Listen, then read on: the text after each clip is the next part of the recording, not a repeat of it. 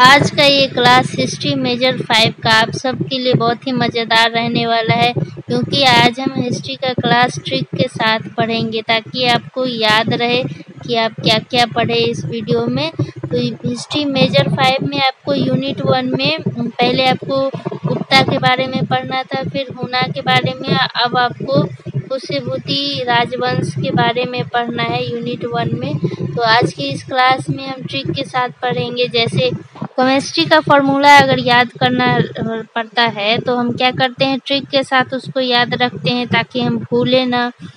अगर मैथ का कोई फॉर्मूला अगर याद करना रहता है तो उसको भी हम ट्रिक के साथ याद करते हैं। तो आज के इस क्लास में हम हिस्ट्री को भी ट्रिक के साथ पढ़ेंगे ताकि हमें याद रहे और एग्जाम में अच्छे मार्क्स आए।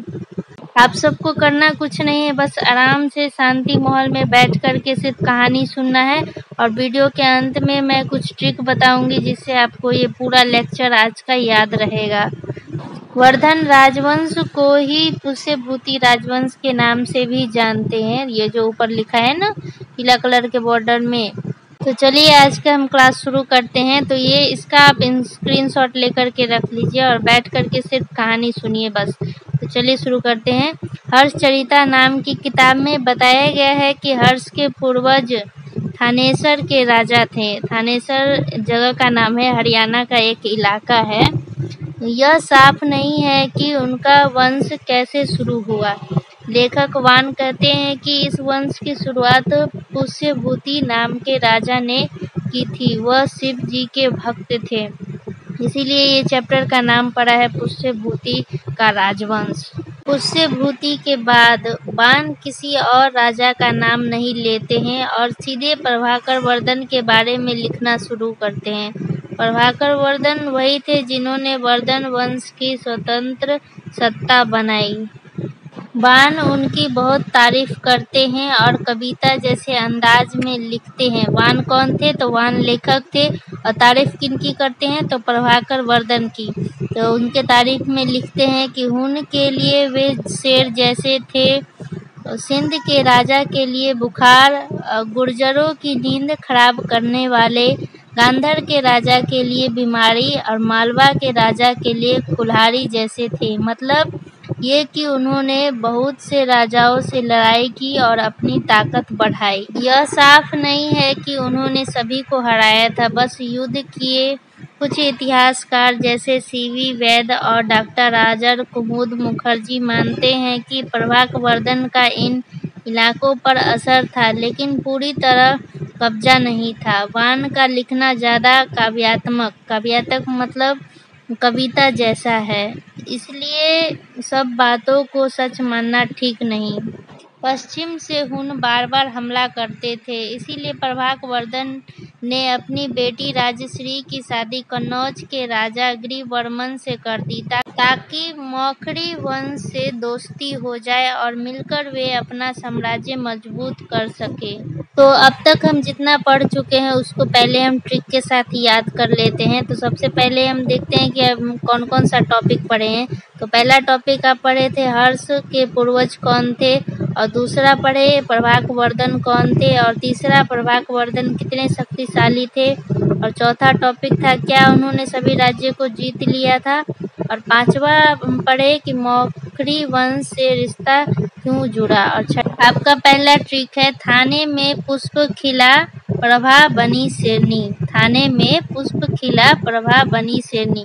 अब इसका मतलब क्या है? तो थाने से मतलब है थानेसर। थानेसर क्या था? तो हर्ष के पूर्वज थानेसर के राजा थे। पुष्प का मतलब है पुष्यभूति और प्रभा का मतलब है प्रभाकर वर्धन, जो कि स्वतंत्र राज्य की स्थापना करने वाला राजा था। और शेरनी का मतलब है वान ने प्रभाकर वर्धन को हुनों के लिए शेर बताया था। दूसरा ट्रिक है प्रभाकर वर्धन के दुश्मनों को याद रखने की ये ट्रिक है। तो आपका ट्रिक है हुना सिंह गुर्जर गांधी माल खा गया लाट में। तो हुन का मतलब है हिरन और सिंध का मतलब है बुखार, गुर्जर का मतलब है नींद खराब करने वाला, और गांधार का मतलब है कुटपालक महामारी, और मालवा का मतलब है बेल काटने वाली कुल्हाड़ी, और लाट का मतलब है चालाकी का विनाशक। हुना सिंह गुर्जर गांधी माल खा गया लाट में। ये ट्रिक से आपको याद रहेगा कि प्रभाक वर्धन ने इन सभी से युद्ध किया था। रिश्तेदारी वाली ट्रिक से अब हम याद करेंगे कि राजश्री मौखड़ी से विवाह बन गई सुरक्षा की राह। राजश्री मौखड़ी से विवाह बन गई सुरक्षा की राह। अपनी बेटी राजश्री की शादी मौखड़ी राजा ग्रीवन से की ताकि मित्रता हो और हुनों से सुरक्षा मिल सके। तो अब हम आगे पढ़ते हैं। अपने जीवन के आखिरी सालों में हुनों ने फिर हमला किया। तब प्रभाकवर्धन बूढ़े और बीमार थे, इसीलिए उन्होंने अपने बड़े बेटे राज्यवर्धन को भेजा लड़ाई के लिए। हर्षवर्धन भी कुछ दूर तक उसके साथ गया। जब राज्यवर्धन हुनों से लड़ाई कर रहा था तब हर्ष शिकार पर गया था। तभी एक आदमी कुरंगक ने आकर बताया कि प्रभाकवर्धन की तबीयत बहुत खराब हो गई है। ये बात सुनते ही हर्ष तुरंत राजधानी लौट आया। उस समय तक प्रभाकवर्धन के बचने की कोई उम्मीद नहीं बची थी। इसको भी अब हम ट्रिक के साथ याद करेंगे। तो ये आपका आखिरी ट्रिक है। राज्यवर्धन लड़ने गया, हर्ष शिकार पर था। खबर आई पिता बीमार था। 604 ईस्वी में क्या हुआ कि हुनों ने हमला किया। प्रभाकवर्धन बूढ़े थे, लड़ नहीं सके। राज्यवर्धन गया लड़ने, हर्षवर्धन शिकार पर था। कुरंगक नामक दूत ने बीमारी की खबर दी। हर्ष लौट आया, कोई उम्मीद नहीं थी बचने की। तो आज के वीडियो में बस इतना ही। तो वीडियो एंड करने से पहले हम थोड़ा रिवाइज कर लेते हैं ताकि हमें याद रहे कि हम क्या क्या पढ़े थे। हर्षचरित नाम की किताब में बताया गया कि हर्ष के पूर्वज थानेसर के राजा थे। लेखक बाण कहते हैं कि इस वंश की शुरुआत पुष्पभूति नाम के राजा ने की थी। वह शिव जी के भक्त थे। पुष्पभूति के बाद बाण किसी और राजा का नाम नहीं लेते हैं और वो सीधे प्रभाकवर्धन के बारे में लिखना शुरू करते हैं और वो प्रभाकवर्धन की बहुत प्रशंसा करते हैं और लिखते हैं कि वे हुनों के लिए शेर जैसे थे, सिंध के लिए बुखार जैसे, गुर्जर की नींद खराब करने वाले, गांधार के राजा के लिए बीमारी थे, मालवा के राजा के लिए कुल्हाड़ी जैसे थे।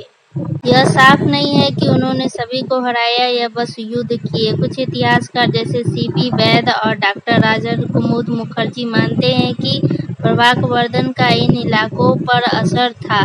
पश्चिम से हुन बार बार हमला करते थे, इसीलिए प्रभाकवर्धन ने अपनी बेटी राजश्री की शादी कन्नौज के राजा ग्रीवर्मन से कर दी ताकि मुखर्जी वंश से दोस्ती हो जाए और मिलकर वे अपनी साम्राज्य मजबूत कर सके।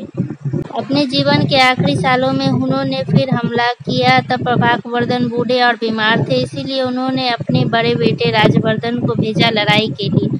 हर्षवर्धन भी कुछ दूर तक उसके साथ गया। जब राज्यवर्धन हुनों से लड़ाई कर रहा था तब हर्ष शिकार पर गया था। तभी एक आदमी कुरंगक ने आकर बताया कि प्रभाकवर्धन की तबीयत बहुत खराब हो गई है।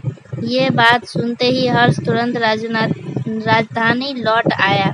उस समय तक प्रभाकवर्धन के बचने की कोई उम्मीद नहीं बची थी। तो ये था आपका एक छोटा सा रिवीजन ताकि आपको याद रहे कि आज के लेक्चर में हम क्या क्या पढ़े। तो आज की वीडियो में बस इतना ही। वीडियो अच्छा लगा हो तो लाइक शेयर एंड सब्सक्राइब करें और अपने दोस्तों को ज़रूर शेयर करें।